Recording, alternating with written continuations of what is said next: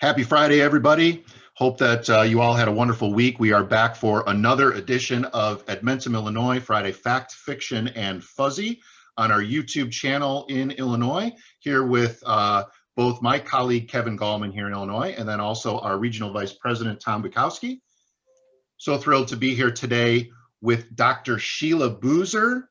She is currently the Director of Teaching and Learning in Springfield District 186, but just as of last night, it's official. She's got a contract. She will be the brand new Superintendent of Schools in Champaign Unit 4. Shelia, congratulations. How are you today? Oh gosh, I'm great. This transition, thinking of the transition has got me excited, and it's bittersweet.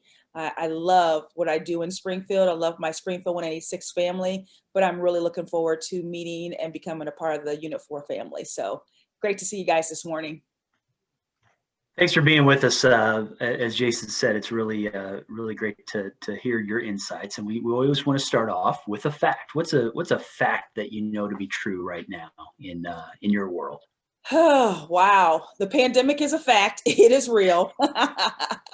But I will say a fact is that our staff and families and our students in District 186 rose to the occasion.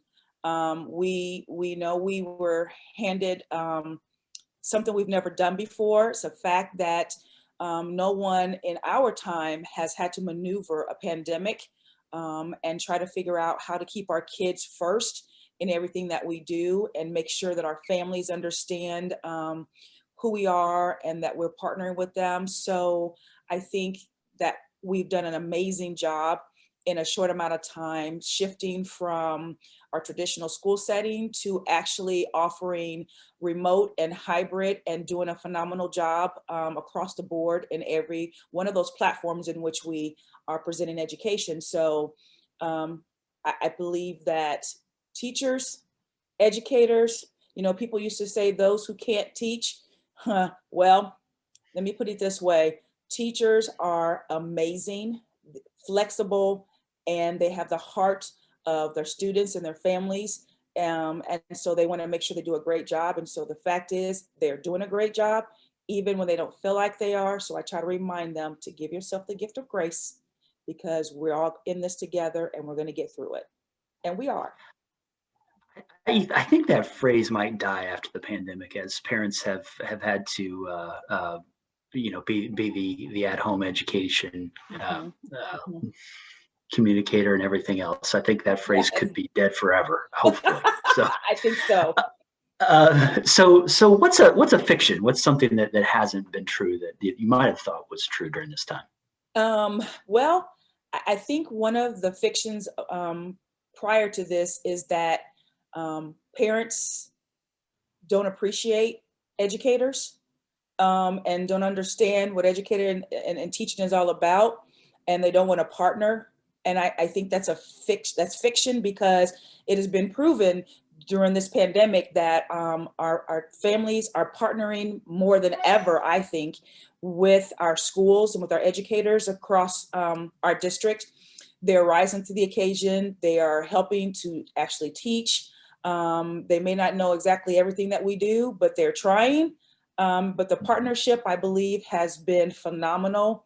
And there's a misnomer that that parents, especially parents of students who may come from a lower socioeconomic background, don't care. And that is not true, because they do care. It's just that sometimes their lives that they live, the things they have to do, the barriers that they may have to face, keep them sometimes from being 100% present the way we as educators think they should be. But because of the pandemic and the way the economic has shifted, and some folks have to be at home or whatever with their kids, especially when everyone was locked down, we're finding that is a fiction. Parents do care. They just have to show it in a different way. And we as educators have become more understanding of that. And I also believe that families have become more understanding of what teachers have to do as well. So that partnership has been beautiful. I think this time that we're going through has really grown the the empathy skill set in lots of people who didn't have it in the past, for sure. Mhm. Yes. So I get the fuzzy part, and we can go two ways on this. I'll let you decide which way you want to go. Either a warm fuzzy, like what have you experienced or observed that's kind of giving you the warm fuzzy feeling, or you can go the route of what's still fuzzy out there that's unknown or really still has not yet been clarified. Yeah. Wow, that's a hard choice to make, but I think I'm going to go with the warm fuzzy. My favorite. And the reason I say that is because I'm watching the people in our community come together to help each other out in ways that it's just amazing. We're really experiencing 3 to 4 pandemics, if you really stop and think about it. Of course, COVID. Then we also have had the racial pandemic, the racism that has been exposed even more in our communities. And then we also have the economic pandemic because people are losing their jobs, can't work and things of that nature.